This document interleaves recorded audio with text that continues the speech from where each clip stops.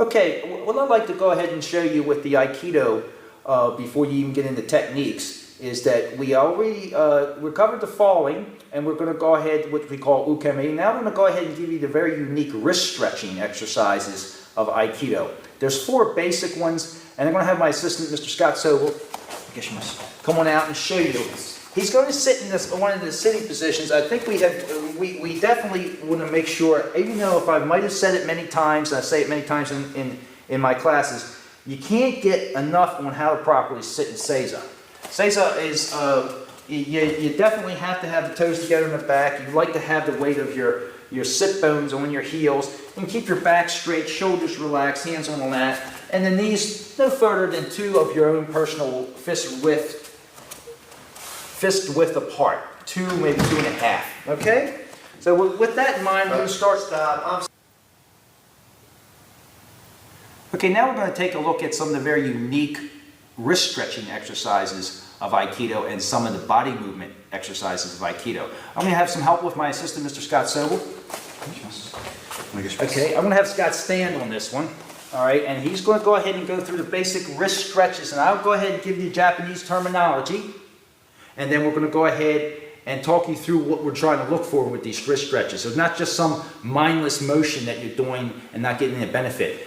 In Aikido, it is extremely important that we not only stretch our muscles, but we stretch and lube up our joints.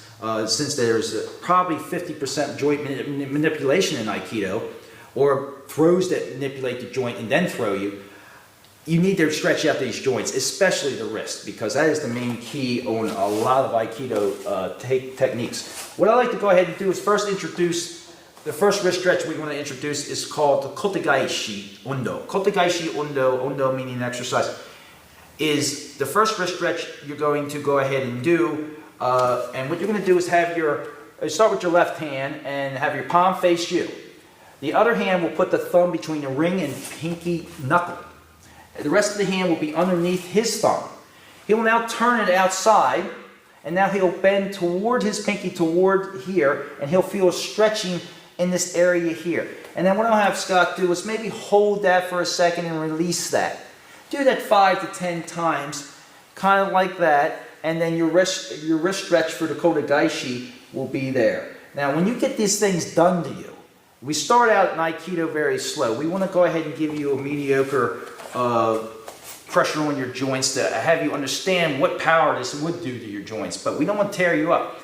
But I can't say that for beginners. So when you're practicing with other people, people get excited, they learn these techniques, and they snap in there. And if you're not stretched out, you're out of Aikido or anything for a couple of weeks. So let's make it very important that before you do any Aikido motion, that you do these wrist stretches. Very important. Take a couple seconds to do.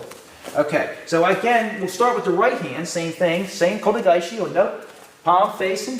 He places the ring, the ring and pinky finger knuckle will have the thumb across it. You needle the thumb underneath. Do not want to hold the wrist. If you hold the wrist, you're blocking it. There's no way it can stretch. So make sure that the wrist is open for you to stretch it. Stretch it dead center down, and he'll do this 4 to 5 times, and that is the Kotegaishi Undo, wrist turnout technique, or wrist turnout exercise to stretch your wrist. First one we do. Okay, moving on to the second one we do. This is called Ikkyo Undo, first pinning control exercise. Ikkyo Undo is, we're going to have an arm, we'll start with the left again. We're going to have the hand flat, and he's been with me so long I don't even have to describe anything. He just, it's there. It's great. Okay, so now I don't know, basically why am I here? Okay, so I train my students so well they can do these tapes, you know, they'll be Dojo TV people for the next millennium. All right, now, what we're going to have you do is bring the energy in center. And he will bring his elbow into his fingertips, and he'll stretch that. Now this is the Ikkyo pin. The Ikkyo pin is the first pinning control you learn. When you do this, you don't want to just push your wrist straight back. Scott, if you notice Scott's gently bringing in his elbow with his finger, and a nice smooth stretch. And do the other side, Scott. Okay, like again I said, 5 to 10 times. Keep it centered.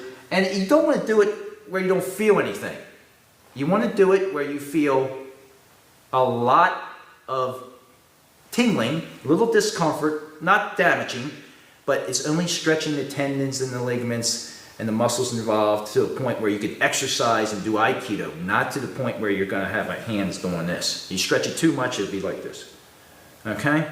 So I've seen that happen, and that is true. I've seen someone where they've stretched it to the point here so hard, and they kept on doing it. When they did the technique was applied on them, it was so, there wasn't nothing, anything there, and the guy ended up going from the wrist, getting the torque, to the elbow getting the torque, and it was not a pretty scene. So let's go ahead and do this safely, moderately, but it definitely has to be done before any practice of Aikido. Okay, now we're going to move on to the Nikkyo Undo, the second pinning control exercise. Now this one is a must. And why is this a must is this is one of the most excruciating, and I'm beginning very little melodramatic about that one, excruciating pain on this technique. This technique is one of the classic pinning controls of Aikido. It's in other grappling martial arts as well. But the difference between us and them is that we put a little bit more of our energy into it. Not force, but more of breath energy into the Nikkyo. We want to take the hand, thumb up, tuck the thumb in, wrap around the whole entire hand across the bridge of the knuckles. Now, Mr. Scott will bring his hand in so that we get the Z motion here with the arm. Now he'll turn his pinky toward his nose and do a circular oval type of motion going out and just stretching that. And the key is to push this in tight, and then bring it in, and you'll feel it. But it'd be better if you feel it then than someone laying one on you and you're not stretched, because it will go. It will snap like a guitar string. Again, the Nikkyo Undo, second pinning control exercise, the third in our series of stretching for the wrist. Okay, thank you, Mr. Scott. All right, now the last one that we do, and then we do other type of stretching here and there, natural type of stretching. The last one that is a mandatory stretching for a wrist in Aikido is Sankyo Undo. Sankyo Undo, I'm going to have him kind of put the arm up. I'm going to have him a little differently here, just kind of have him dangle this a little bit. And I got the knife edge here of the hand. I'm going to have him put the other one slipping on like a paper clip, all the way tight, and I'm going to have him turn the torque toward him. As he can't torque it anymore, he's now going to extend the arm out.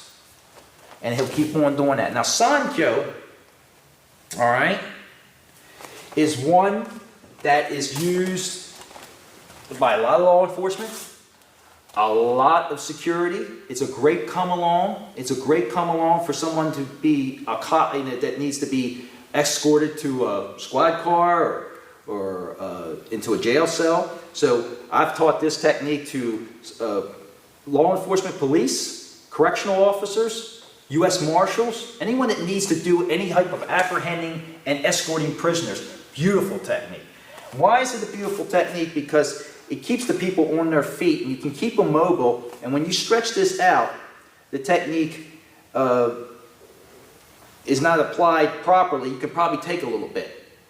So what we want to do when we do our wrist stretches, on especially things like Sankyo, is that we want to make sure that the person practicing with you, your Nage, person practicing the technique, Uke, person receiving the technique, is lubed up enough so you can put a little bit of torque in there and really not inhibit your energy. The thing with Aikido is these exercises are very important so you can go ahead and not limit how full tilt we can go. We use no equipment except for our gis. There's no safety equipment on us. So we have to go with a mutual cooperation. We also have to use common sense. Lube thy body up. Get thyself in shape. Okay? And then you will be a better uke for your practitioner that's working with you. The more you guys are in shape, the more you guys work together, the more Aikido can be uninhibited. And with an internal art like Aikido, we do not want any motion whatsoever. So what I'd like to go ahead and do is go through the four again, and I'll name them. And he'll show them slow. And then we'll move on. Again, our first one again we showed you was Kotagaishi Undo. And get a little close up on that if we can. Okay, and now go to the other hand and show Ikkyo Undo.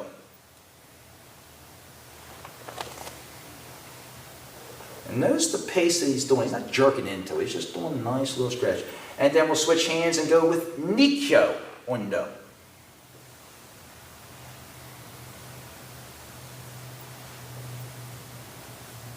And again, switch hands and go to Sankyo Undo.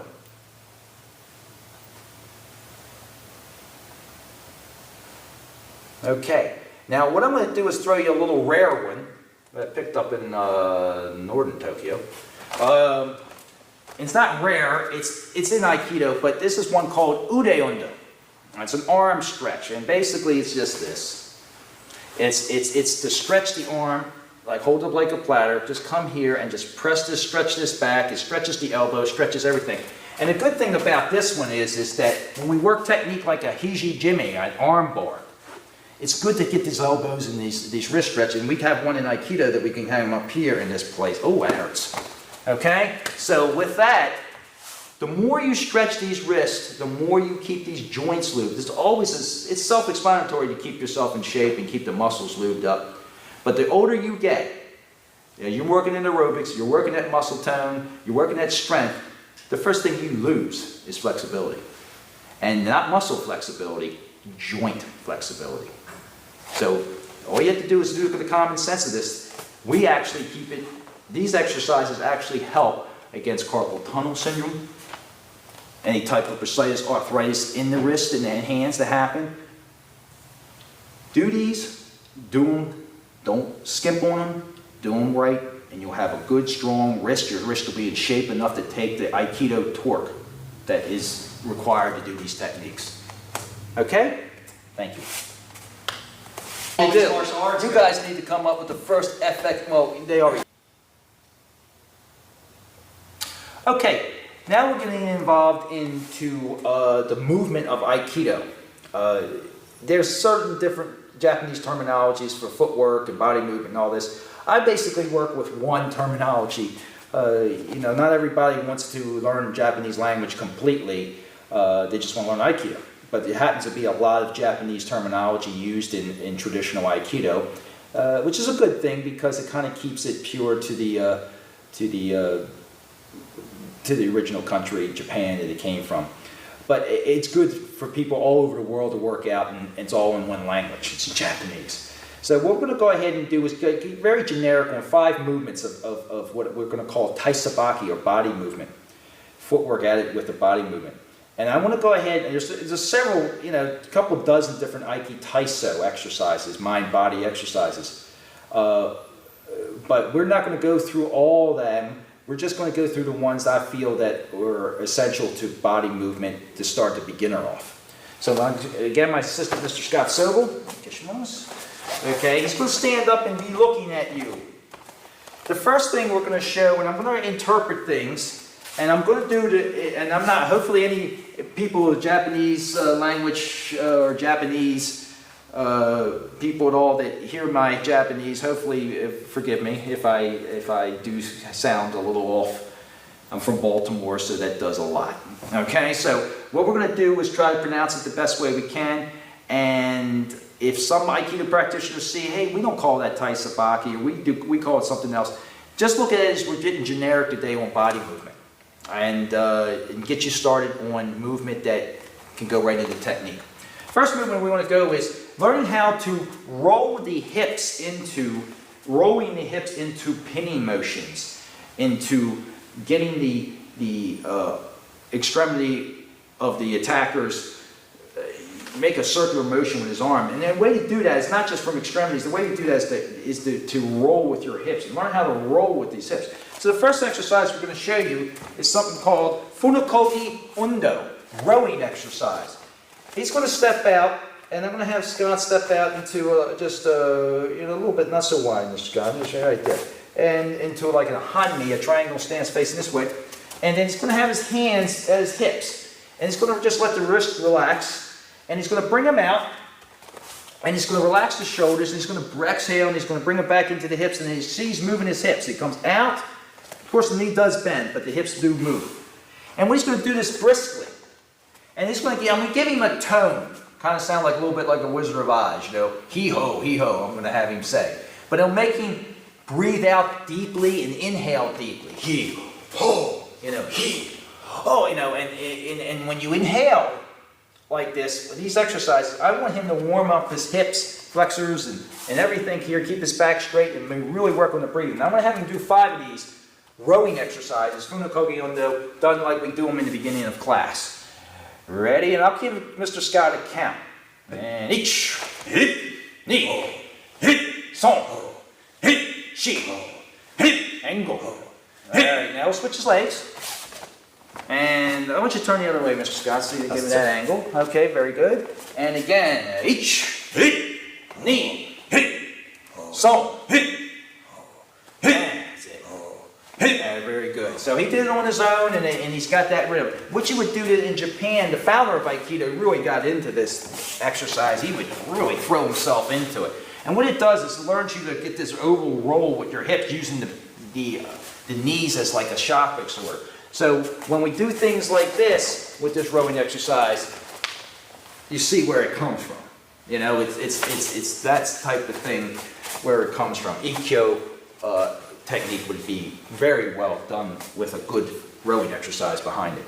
The next one we're going to talk to you about is Shomanuchi Kyo-Undo. Now I'm going to get into all that, what that means, but basically this is going to be a high parry extension exercise. It's going to make him move off the line and enter a little bit. Now there's 2 motions in Aikido. We either enter and take it right off the line on an angle, or we call omote or rimi. Omote or rimi is basically the terminology that's been used for an entering in front of motion. And the other motion is called tenkan or ula, which means turning or going around and behind, bringing around circularly. What we're going to go ahead and do is show you right now is the omote version or the irimi version or the entering version of a high parry extension. This is for getting off the line and getting to someone and just making one streamlined motion to them. And he's going to put a high parry like he's catching a basketball or something. We're going to go ahead and let him go with the same thing, left leg forwards, and then we're going to go ahead and do the count. I'm only going to do 3, but watch what happens here on the first one. And ready, prepare, hands at the side, and each. Okay, now what he's doing, knee, is he's coming up and not blocking, but actually, his intent would be to get the guy striking, not down here, but to get him as he's going back. As he's going back. If he pulls back, you enter in and come in, and then we can come up with thousands of techniques of whatever. What we need to do is get off the line. So what I'm going to have Mr. Scott do is show this technique, and he's going to gain a little ground with it. All right, so watch him do just 1 for me. Each. And the other side, knee.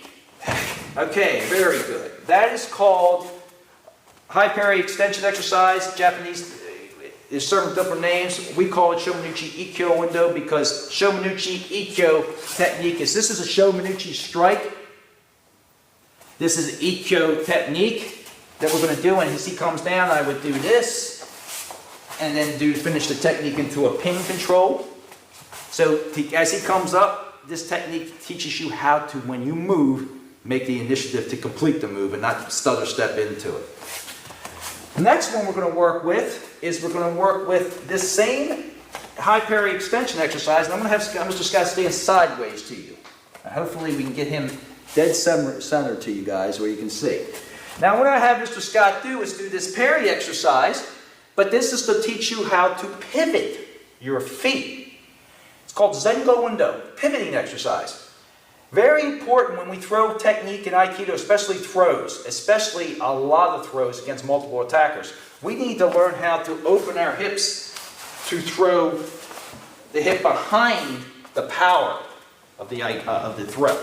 Okay? So what we need to do is be open and loose. Now he's going to have to position his feet so he can pivot his hips open on both sides. So we're going to have him start where he's facing right now and step out whatever leg you wish, Mr. Scott. Now he's high parry.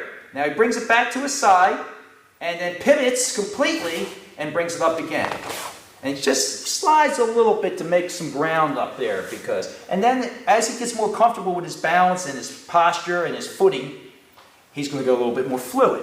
And I'm going to let him do that on his own without a count. All right, now, very good.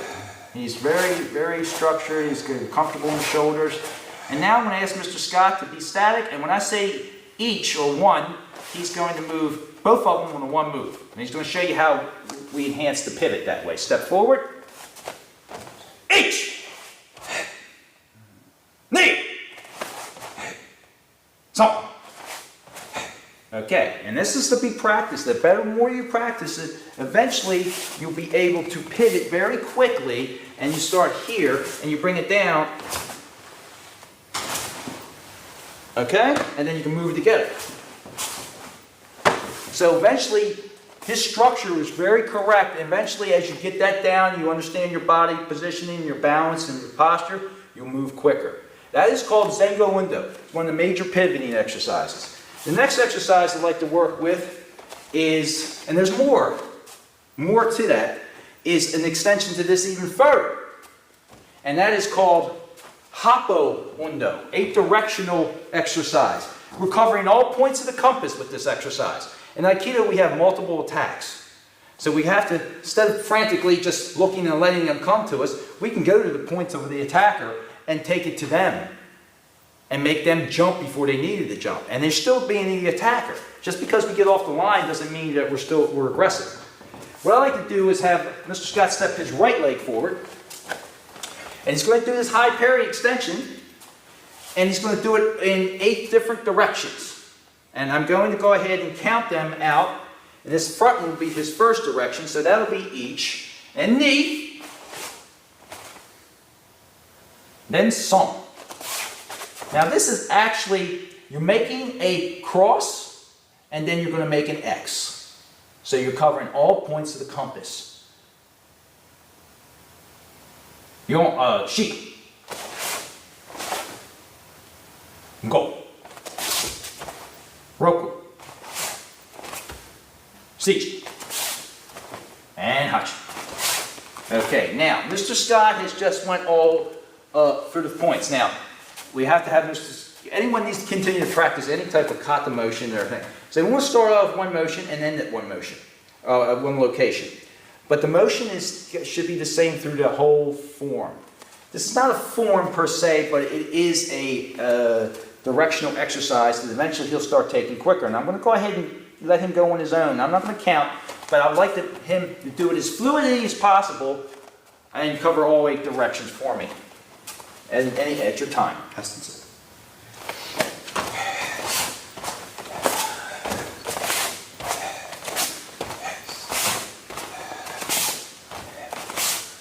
Okay, thank you, Mr. Scott. Okay, eventually, as you get more into Aikido, there is a sword, a boken kata, wooden sword kata with that same direction. We call Hoppo Gili, which is 8-directional kata. But that's down the road, and we'll get that in the future tapes. What I'd like to go ahead now is start to go into the turning motions that we talked about. Stand up for me, please. Now, the turning motions develop into 2 different things. You start out with a motion we call Udafori Undo. Udafori Undo is just learning to swing the arms. Just learning to swing the arms around and let the shoulders be loose. I'm going to let Mr. Scott just let that just get the freedom of them upper arms movement. Then I'm going to have him step his left leg back.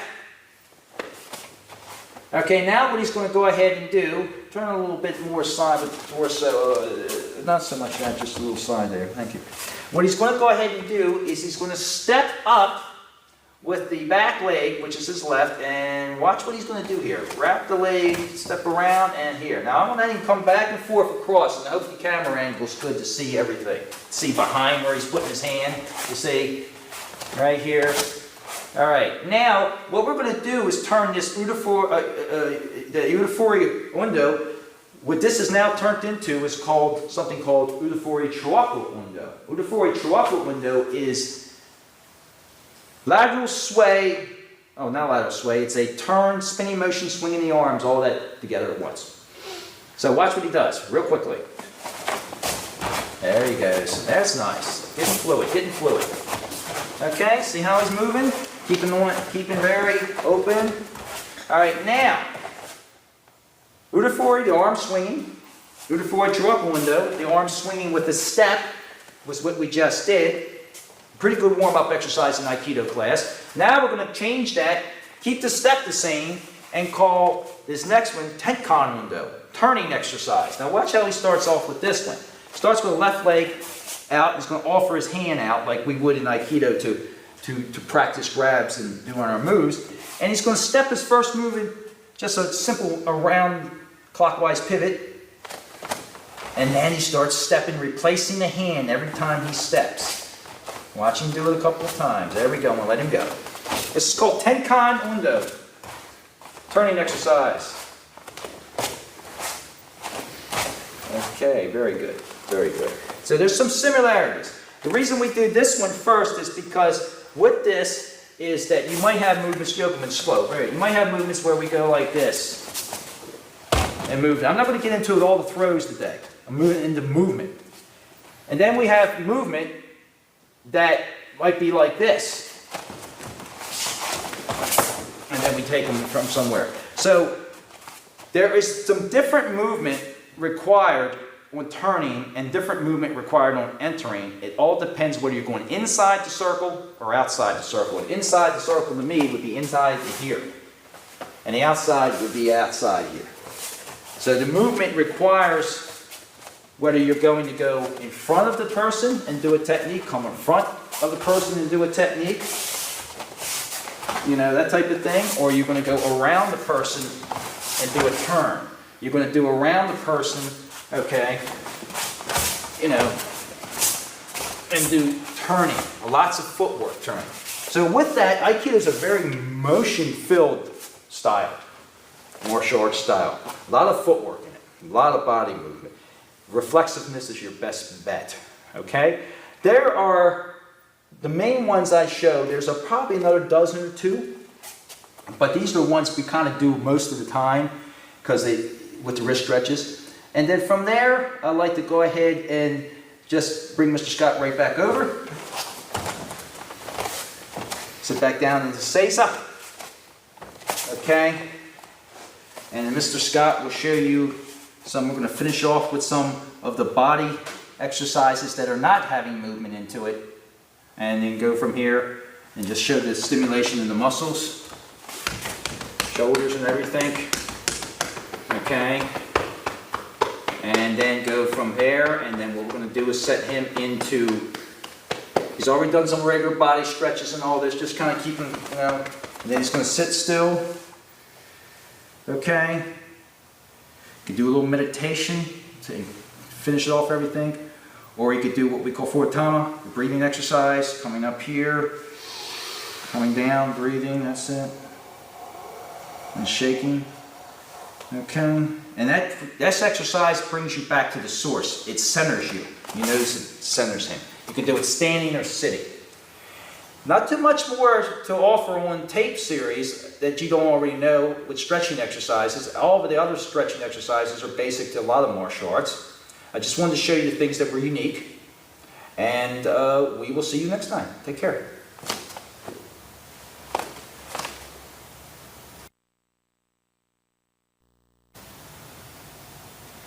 Okay, let's begin here with what we call etiquette. In any Budo training, the martial way of Japan, etiquette is very important in the whole growth of the martial arts training. No matter what martial art you do in Japan, whether it's judo, aikido, karate, whatever that is, etiquette is very, very important. Honor is very, very important in the Japanese martial arts, especially aikido, being that you're dealing with mutual cooperation and learning how to train and learn the techniques. So you have to be aware. If you cannot be aware to say yes sensei, no sensei, bow at the proper times, you're not aware. So why would we teach you a technique that's been handed down for the last 300 years that's lethal? Why would we do that? So let's make sure that etiquette's there, shows me clarity of mind, and we'll go from there. It's just polite. It's simply polite and safe to have etiquette. Etiquette in Aikido is very almost to the point sometimes of acrimonious. It gets a little bit confusing because we do normally have on a wall a picture of the founder, a scroll in Japanese that says Aikido, and then little flowers, meaning that there's life living in this dojo, and then also other added situations. Boken and Jo on the bottom, symbolizing the Budo roots that Aikido has came from. And going from that, there's different ways to bow. When an Aikido student comes in, the first thing they're going to learn when it comes to etiquette is how to bow on and off the mat.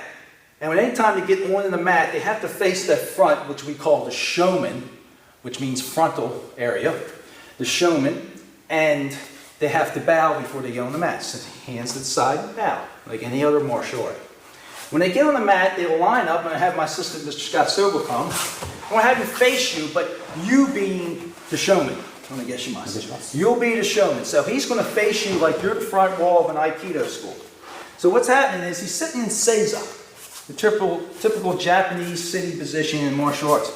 The feet, the knees are 2 to 3 widths apart, fists widths apart. Toes are together back. Scott's got a relaxed shoulder here. His hands are casually on his lap, but ready. And his toes are together in the back. His butt is on his heels, and he's prepared. Now, this sitting position dictates discipline right off the bat. Just the way he's looking, keeping his posture straight, but keeping himself relaxed. Out of this position, the first thing he's going to learn is how to bow. Now, in Aikido, there's 2 ways that I've learned in Japan how to bow. Some schools teach you with both hands down. So Scott will come down in a triangle, both together, and bow at the waist up, and then he comes up. That's pretty much typical of most Aikido schools. Now, I have been in some schools with a little bit older lineage that have bow like they're in combat, which is that they're symbolizing that there is a sword on the hip. So they will bow first with the left hand down, keep that right hand ready to draw that sword at any time, and then the right hand kind of looking a little bit more at who they're bowing to, and then they pick up the left and then the right. Okay, well, we're going to reverse that. Okay, as he comes down left, and then right, and then right, and then left. Okay, we fixed that one. All right, now, the right is free to pull a blade. Now, in Aikido being a way of harmony, that kind of bowing symbolizes we're ready to do combat. We're not ready to do combat in Aikido, we're ready to defend ourselves in Aikido. There's a difference. There's a complete difference. The complete difference is that in combat, you would do techniques offensively to claim victory. In defense, Aikido, reflexive self-defense, you just want to get home. And you don't want them on you. And you'll do whatever you have to get them off of you, as long as it's in the lines of Aikido. So with this, we need to go ahead and show you, this is the way you bow, this is the way you sit and seiza. So he would be in a line. Okay? He would say, so Mr. Scott is the senior. I would come in, bow as this instructor. I'll sit down in front. The showman wall will be here. And then Mr. Scott will be the senior. He will call out a saying called Shomen ni Rei, which means to face the front part and bow. He'll say that. Shomen ni Rei. And we bow. Come back up. And then I will turn around and face the group. As I turn around and face the group, the senior will then say Sensei ni Rei, which means face the teacher and bow. Sensei ni Rei. And as we bow, everybody says, Onegaishimasu, Sensei. which means please share or please teach us your knowledge. And as we do that, we just bowed in, and then we set up for warm-up exercises, what have you. Now, we're not finished with etiquette. This is the entry, coming into the mat. Leaving the mat, everything's the same, except at the end, all right, Shomen ni Rei, Sensei ni Rei. At the end, they don't say Onegaishimasu. At the end, they don't say please share. They thank us. They say at the end, Domo arigatou gozaimasu, Sensei. and then we bow. Which means a very formal, I can't tell you how much I can thank you for this. Domo arigatou, kind of informal, thanks, thank you. But when you say domo arigatou gozaimashita, that means, thank you very much, thank you. Down here, thanking somebody. Very formal. When you say it in Japan, the Japanese kind of look at you kind of like, this guy's awful formal. You know, so sometimes you don't know whether you're not saying enough. You say arigato, and you get a Japanese master look at you and go, So I figured I breached an etiquette thing somewhere. So it's very important especially if you, and on Dojo TV people, let me tell you, it's very important. If you're going to train overseas, and you don't have this stuff down, you will ostracize. You'll never walk into a dojo. Because etiquette is very formal. How you present yourself if you walk into a dojo in Japan is going to be what you get from that instructor. If you're rude, you'll get nothing. If you're very, not brown-nosy, but very polite, very etiquette, they feel that you're very attentive, they'll show you. The masters will unleash some stuff. You'll be thankful just for a good thank you here and there. The technique you'll gain. All right, now we're going to stand up. Now we're going to show you some etiquette when we pair off. Now we pair off, we can either, if you know, standing, okay, and then we do our thing, or maybe say so, and we're getting ready to work off. Sensei has just broke us up for class, and Scott's my partner. So we look at and then we have fun and train serious. Okay? Very important. Don't go into working out with somebody like, just come up here, hey, Scott, let's go get, no. Not in a formal Aikido class. At the end, I do like people, when they break up and bow out, they like to come up, thank you very much. It's excellent class. I do like that. Okay? So, that is not etiquette, it is etiquette. It's being polite, it's being kind, it's being, communicating with someone.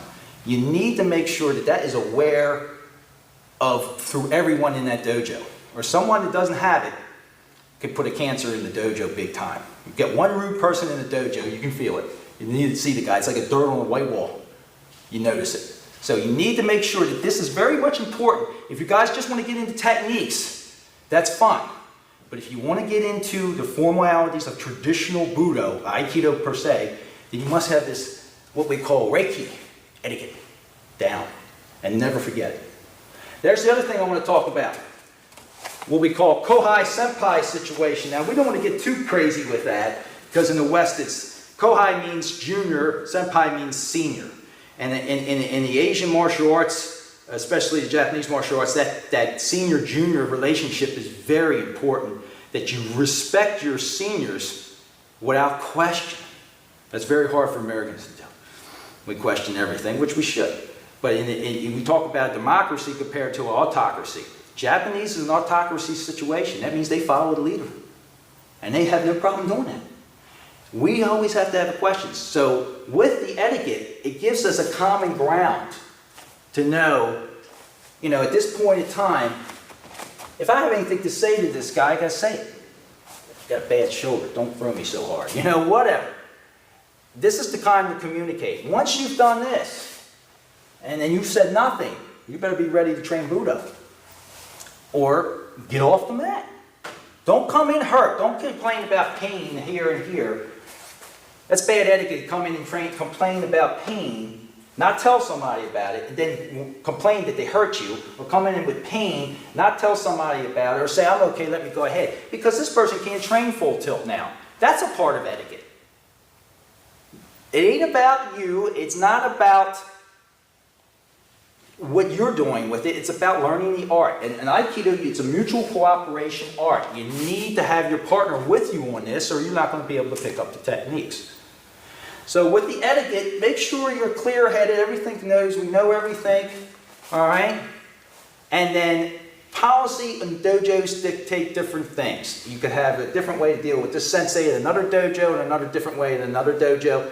My dojo, I pretty much like the sensei-student relationship. I pretty much like the Kohai Senpai junior-senior relationship, and I certainly like the manners. When in doubt, bow. When should I bow? Don't bow if you don't bow. I'll tell you whether you're playing Alibaba or not if you bow too much. All right? When in doubt, bow. They'll tell you. And then when you ask, and there's another thing in etiquette, in Japanese etiquette. What would you think if I said to Mr. Scott just did a fantastic technique, and I went up to Mr. Scott, and etiquette-wise, I said, Mr. Scott, it's fantastic technique. It's fantastic. Doing good. What would you say to that compliment? Mr. Scott, what would you say normally to that compliment? Aikido class. I Aikido. apologize for my inadequate technique, Sensei. I'll try harder to master the technique. I complimented it. What happened was, when I was in Japan, one of the masters told me, You're doing great. You're fantastic. You're doing right up to par for a foreign correspondent. And I said, thank you very much. I got the Kazama. Thank you very much. And I got tapped on the back by an American that knew better, that'd been in Japan, and said, don't thank him. Just say, nah, sensei, I'm not good enough. I'm not good enough. You humble pie it. And try to mean it. Okay? Because they don't compliment you to go ahead and make you boost your ego. They don't need to do that over there. We have to do it here. They compliment you just to give you guidance, say you're on the right path. And that's all it is. That's all it is. It's not like, I feel great now. It's like, okay, I'm on the right line. Good, I can get serious into more training. Sensei says I'm down the right road. See the difference? Manners also. I give a gift in Aikido. Give a gift. In America, you give a gift. And I know I'm getting into a little bit of cultural things here, but this is stuff I've ran into etiquette-wise in Aikido, dealing with the Aikido. If I give Mr. Scott a gift in America, what would he do with that gift? He would open it, because I gave it to him. Oh, thank you. And he opens the gift. In Japan, I gave a gift. The first time I went to Japan, I gave a gift. And he set it aside. And let me tell you why. The gift isn't more important than you. I mean, you get that? Well, I was like, they look at you, the person. It's more polite. It's polite to acknowledge a human living being than this inanimate object that's materialistic. So if you go, thank you, and you're looking, what's that show the person that gives you? In the West, that doesn't matter. But in Japan, if you were to do that, it would be a complete insult. Completely insulting them. Put it to the side, talk to the person that gave it to you, thank you, it was unnecessary, so what's going on? And then, as you're talking, then you unwrap it. Never do it. These are little things that we take for granted here. They're all part of the martial arts training at Aikido. Alright? So with this, remember, bowing, never enough. Yes, sensei, no sensei. If you want to use the Japanese, it's hi sensei, ie sensei, whatever. Don't get too much of a Japanophile. I'll call it Japanophiles, so people that are more Japanese than the Japanese are. Don't get too much in that. We are still Americans, or we're foreigners, or whatever. We still need to deal with our own language, understand the arts in our own language. But it helps in Aikido to get into the culture, the etiquette, and the language of it. It just helps. So what I'd like to go ahead and finish off with here on the etiquette situation, and then we'll get into other things, is I'd like to go ahead and finish off with simply a bow out. And a bow out will simply be us facing you as the showman. And we sit down. All right? And then he calls it. Shumini, hey!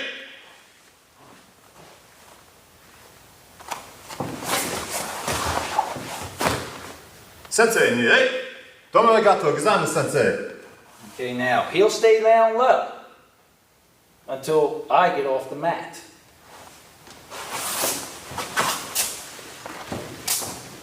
I walk off the mat.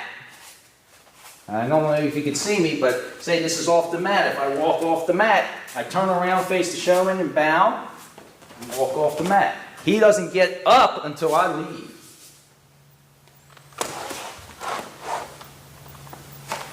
And he gets up. Why all that? Does it look like slave labor? No, it's just a matter of, if you're going to train as a disciple under a sensei in bad Japanese Budo, martial ways, Aikido, you're going to train mind and body. He's an educator in every facet of your life. Manners is definitely part of your life. Learn them, you learn them well, your training in Budo and Aikido will be painless mentally. We'll see you next time. Okay, with the bows, like we have the two different ways. And one way is like you're in combat that I've seen in several different dojos. And that is when he bows down with the left hand first. Right hand pauses in case he has to draw his sword. It's symbolization here. Symbolizing drawing the sword. He puts that down. And he bows that right hand down, and he bows, and then he releases the right hand first in case to get ready for the sword, and then he takes the other hand up. I've seen that in a lot of dojos with older lineage. The more modern Aikido dojos, humble dojo, things like, I've seen mainly this, together in harmony. The triangle goes down, he bows together, both hands together, bows low with eyes down, comes up, and puts hands back on the lap. And there are your two distinct ways that I've seen bowing in Aikido dojos across the country and across the world. Okay, cool. Good. And then if I get just one more where you just do the bow, just kind of moderate pace, just so I can piece it together. You just need him to do that? Yeah, you could just stand there as if you were talking, but. Okay.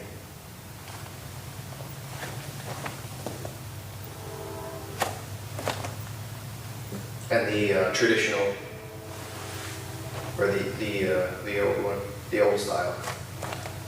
The left hand first.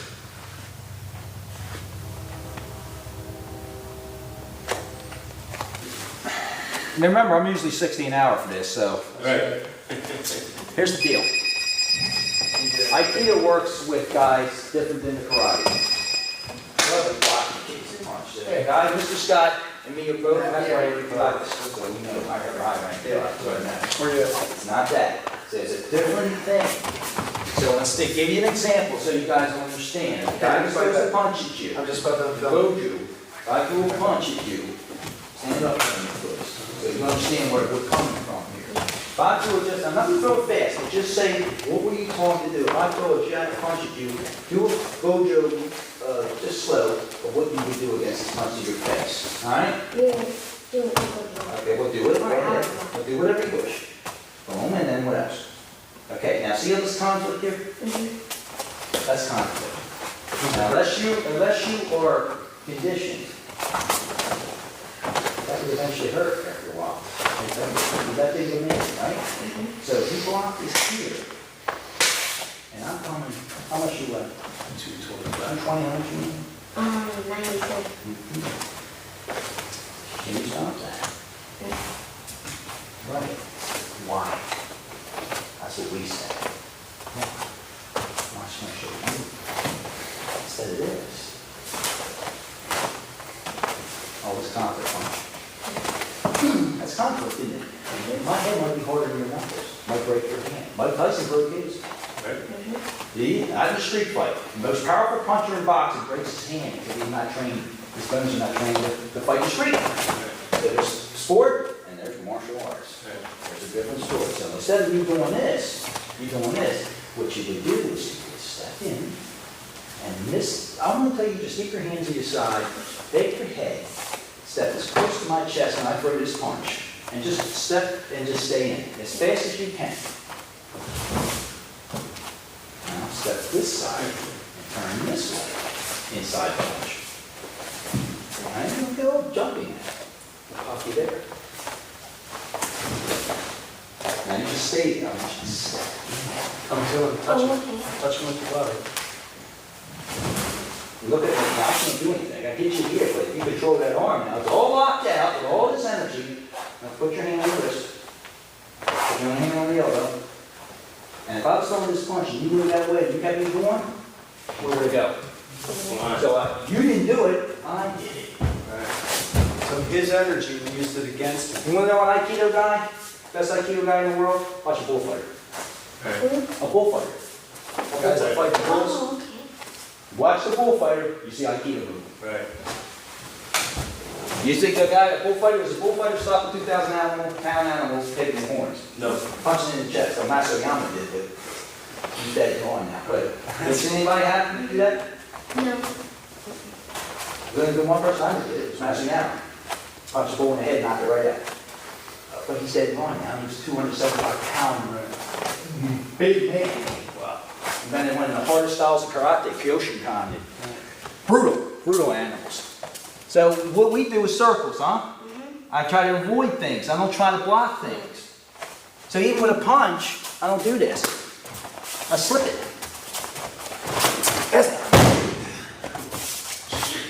Okay? I slip it.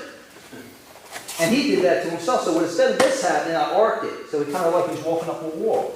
Wow. And you always avoid it. And you want to avoid the bull's horn, huh? And he throws a ski punch again, and he wants to avoid the bull's horns. It's avoid the bull's horns. That's how. Avoid the bull's horns. And what I did there was, he came here. Now, you could punch me there. It's good. Just punch this through him. So there's no counter for him. He's going to throw himself down. Kickers, are they a problem? Not at all. Front kick.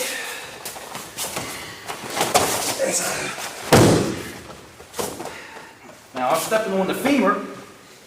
I don't think he's kicking with that one. And now we're going to go ahead and guillotine the ankle. If I really want to hurt him groin, here. Now he ain't kicking nothing. This is going to get snapped. Okay? It's a roundhouse kick.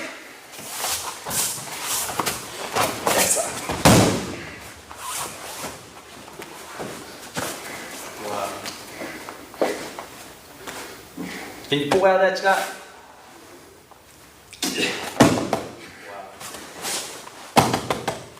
When he taps, that means he gives up. Okay? And any other kicks are easier after that. Spinning kicks, you see him coming. Kicking's not a problem.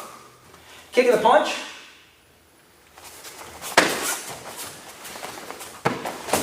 Yes.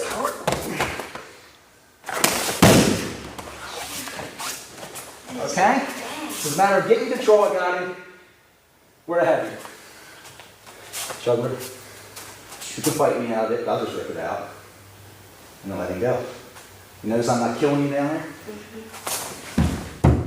What's harder, guys? Or this? Floor. So here's the point.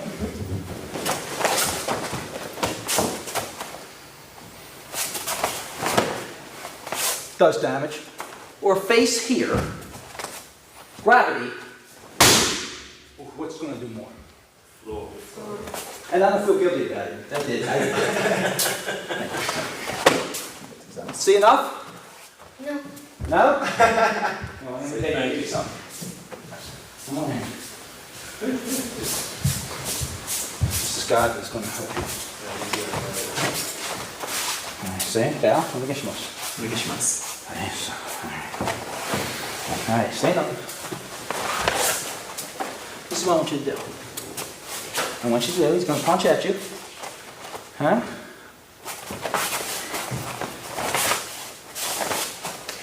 Do that for me. Got sweat in your face, wipe it off. That's your block.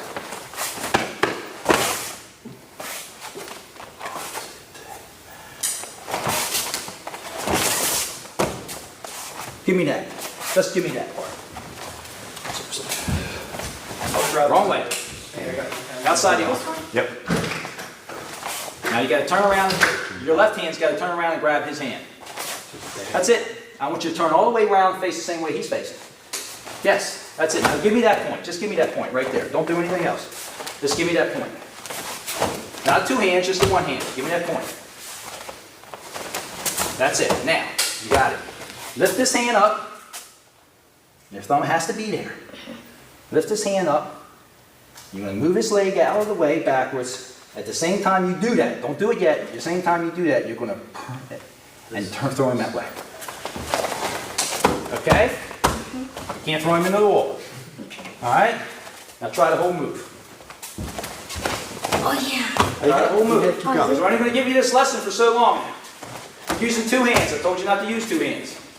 I'm getting like after this and Lead all the way around. And lead all around, and now do it. Now bring the hand up.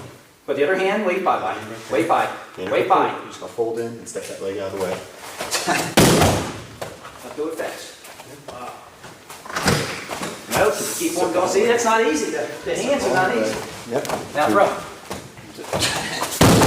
There you go. Thank you, Mr. Scott. Thank you very much. Now, you will thank him. Say, Domo arigato gozaimasu. Domo Domo. arigato Arigato. gozaimasu. Gozaimasu.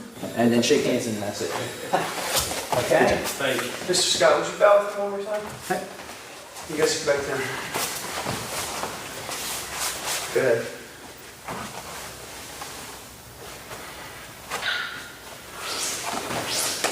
So do you want me to hold that a little longer? Yeah.